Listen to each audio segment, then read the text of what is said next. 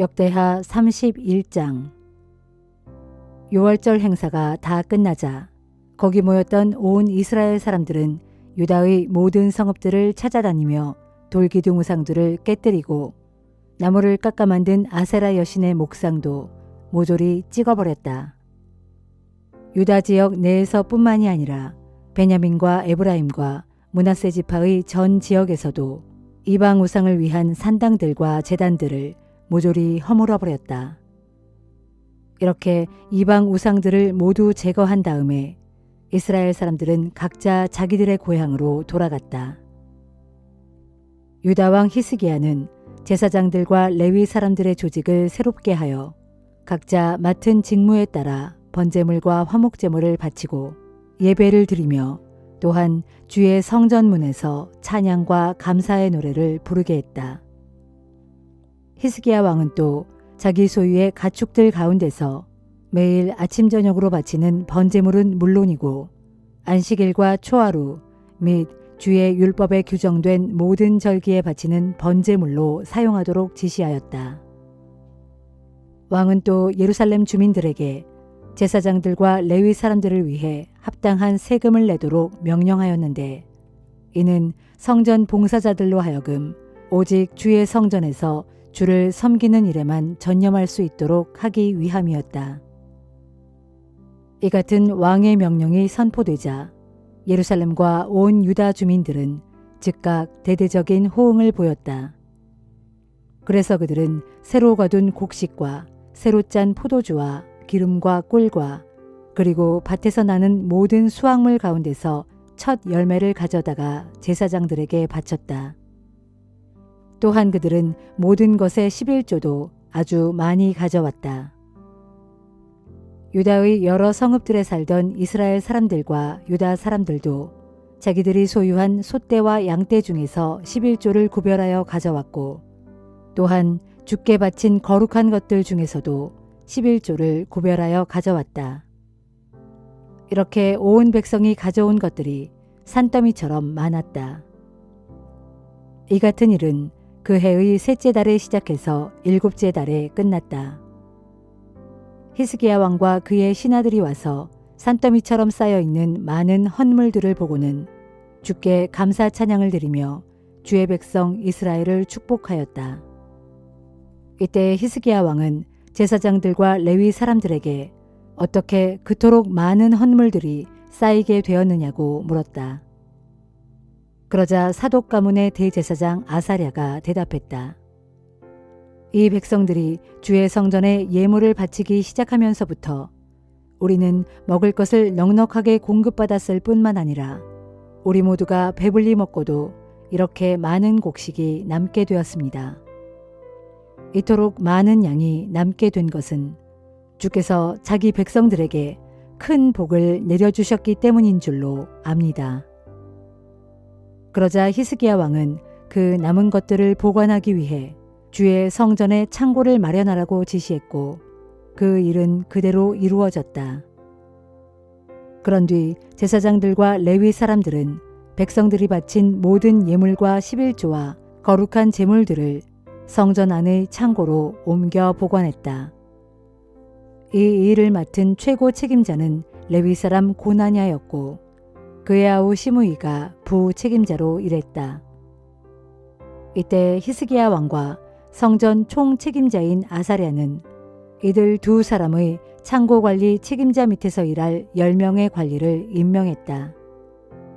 그들은 여히엘, 아사시야, 나핫, 아사헬, 여리못, 요사밧, 엘리엘, 이스마갸, 마핫, 그리고 분하야였다.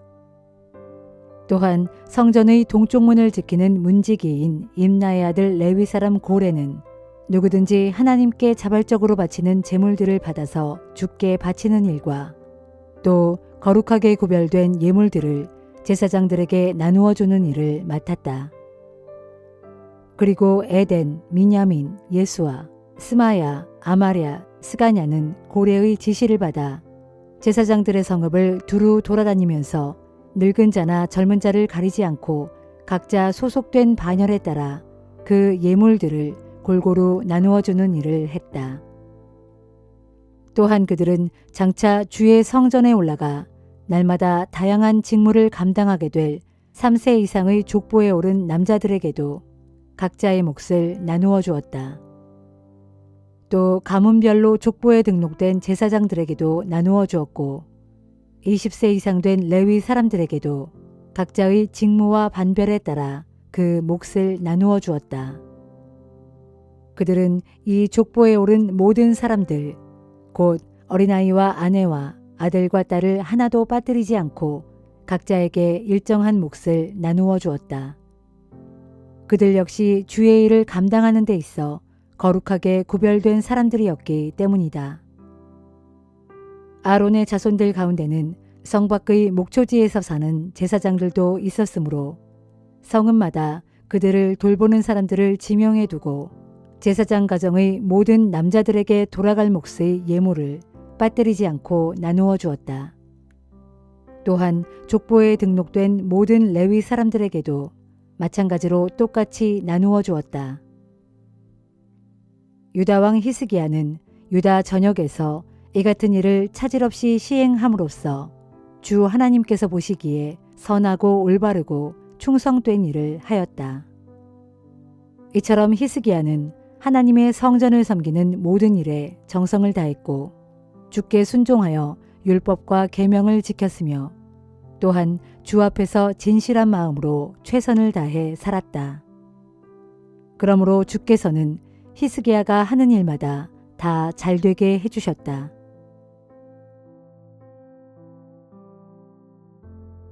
요한계시록 17장. 그때 7대접을 쏟아부은 7천사들 가운데 한 천사가 내게 오더니 말했습니다. 이리 오너라. 많은 물 위에 앉아있는 큰 음녀가 어떤 심판을 당하는지 내게 보여주겠다. 세상의 뭇 왕들이 그 여자와 더불어 음행하였고 땅 위에 살고 있는 사람들도 그 여자가 주는 음행의 포도주에 잔뜩 취하였다. 그리고 그 천사는 성령으로 휘감아 나를 광야로 데리고 갔습니다. 거기서 나는 한 여자가 붉은 짐승을 타고 앉아있는 것을 보았습니다. 그 붉은 짐승은 7개의 머리와 10개의 뿔을 가지고 있었는데 온 몸에는 하나님을 모독하는 말들로 가득 쓰여 있었습니다. 그 붉은 짐승 위에 타고 있는 그 여자는 자주색과 진홍색 옷을 입고서 금과 보석과 진주로 화려하게 치장하였고 손에는 금잔이 들려 있었는데 그 금잔 안에는 온갖 가증스러운 것들과 자기 음행의 각양 더러운 것들로 가득 차 있었습니다. 그리고 그 여인의 이마에는 큰 바벨론, 곧 온 세상 음녀들과 모든 가증스러운 것들의 어미라는 수수께끼 같은 이름이 적혀 있었습니다. 또 내가 보니 그 여자는 성도들의 피, 곧 예수를 전한 증인들의 피를 마시고 잔뜩 취해 있었습니다. 그래서 나는 그 여자를 보는 순간 소스라치게 놀랐습니다. 그때 천사가 내게 말했습니다. 왜 그렇게 놀라느냐? 내가 이 여자의 비밀과 이 여자가 타고 있는 그 짐승, 곧 7개의 머리와 10개의 뿔을 가진 그 붉은 짐승의 비밀을 너에게 가르쳐 주겠다. 네가 본 그 붉은 짐승은 전에는 있었으나 지금은 없으며 장차 무저갱에서 잠시 올라와 마침내 영원한 멸망의 구덩이에 떨어질 자이다. 땅 위에 사는 사람들 가운데 이 세상이 창조된 때로부터 하늘나라 생명책에 그 이름이 기록되어 있지 않은 사람들은 그 짐승을 보고 크게 놀랄 것이다. 그것은 영영 없어진 줄 알았던 그 짐승이 다시 나타났기 때문이다. 여기에 지혜로운 마음이 요구된다.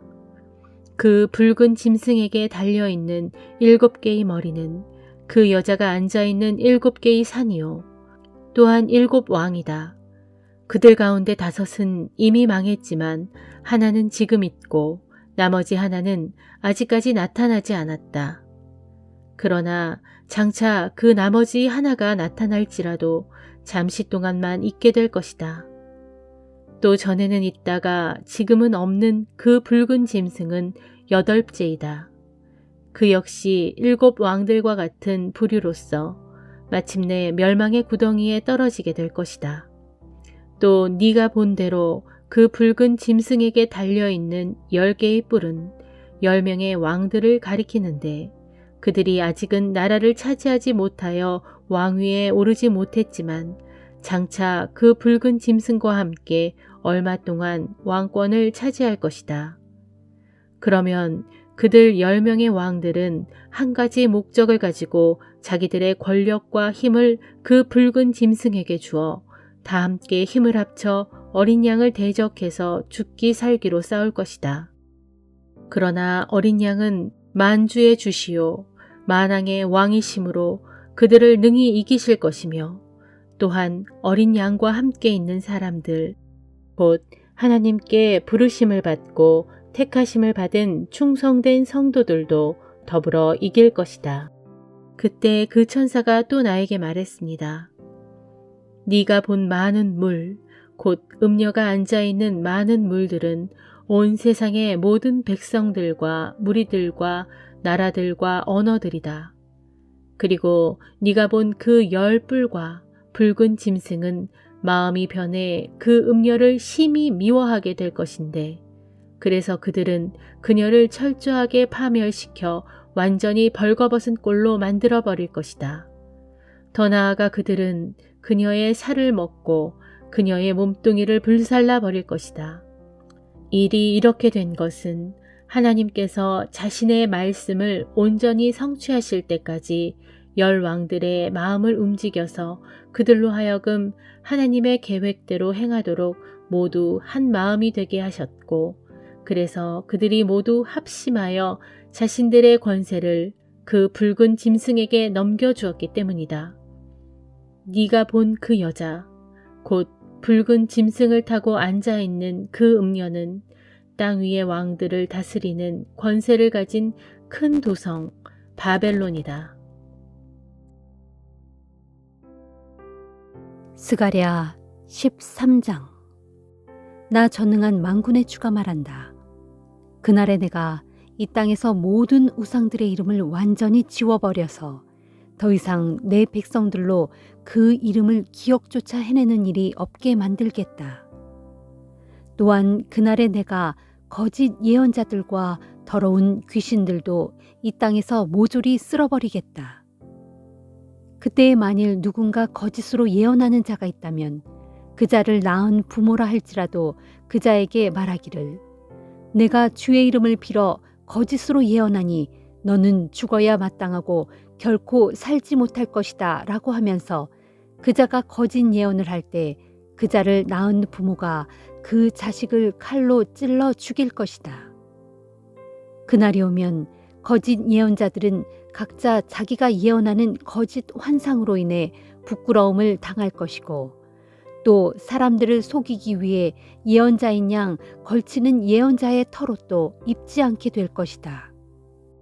그날에 거짓 예언자들은 스스로 말하기를 나는 예언자가 아니고 단지 농부일 뿐이다. 내가 어려서부터 땅을 부쳐먹고 살아왔다 할 것이다. 그때 누군가 그 사람에게 다그쳐 묻기를 그러면 당신의 몸에 난 그 상처들은 어찌 된 것이오 하면 그는 대답하기를 이 상처들은 친구들과 싸우다가 다친 것이오 할 것이다. 나 전능한 만군의 주가 말한다. 가라, 일어나 내 목자를 쳐라. 내 곁에 있는 내 짝인 그 목자를 쳐라. 칼이 그 목자를 쳐서 죽이면 양떼는 뿔뿔이 흩어지겠지만 내가 손을 펴서 그 가운데 어린 것들을 보살펴 줄 것이다.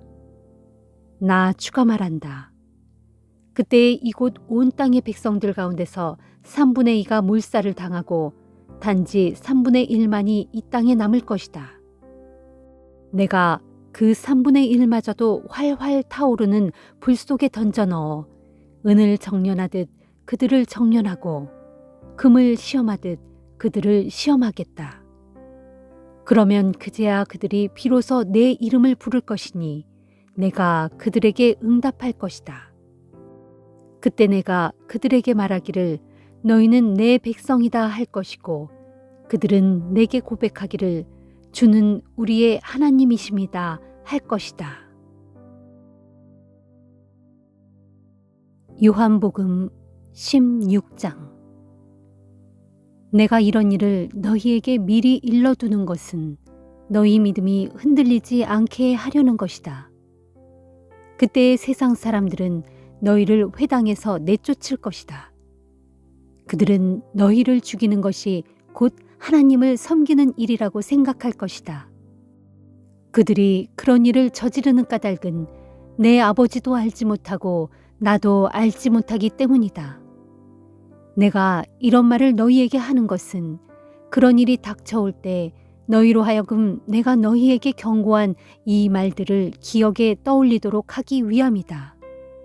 내가 처음부터 이런 말을 너희에게 하지 않았던 것은 지금까지는 내가 너희와 함께 계속 있었기 때문이다. 나는 지금 나를 보내신 분에게로 돌아간다. 그런데도 너희 가운데 누구도 내가 어디로 가는지 나한테 묻는 사람이 없구나. 도리어 내가 이런 말을 한다고 해서 너희는 슬픔으로 가득 차 있다. 그러나 내가 진정으로 너희에게 말한다. 내가 떠나가는 것이 너희에게 정말로 유익하다.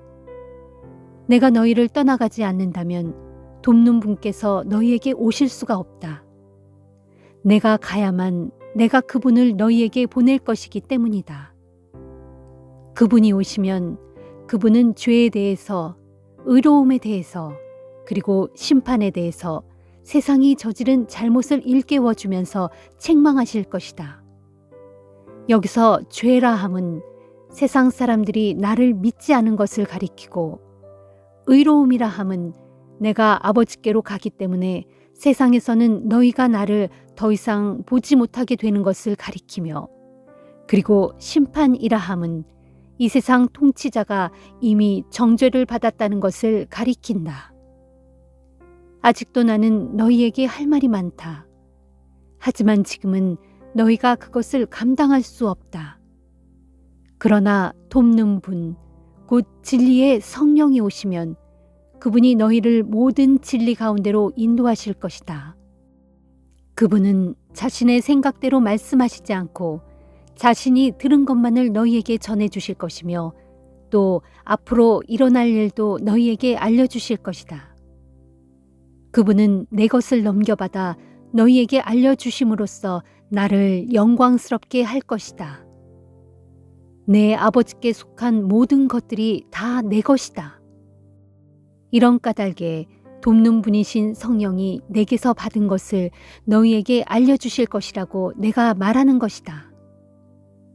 이제 조금 후면 너희는 나를 더 이상 보지 못할 것이다.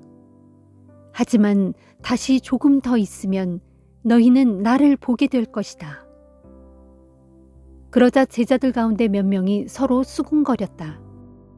이제 조금 후면 나를 더 이상 보지 못할 것이고 다시 조금 더 있으면 나를 보게 될 것이라니 그게 도대체 무슨 뜻일까?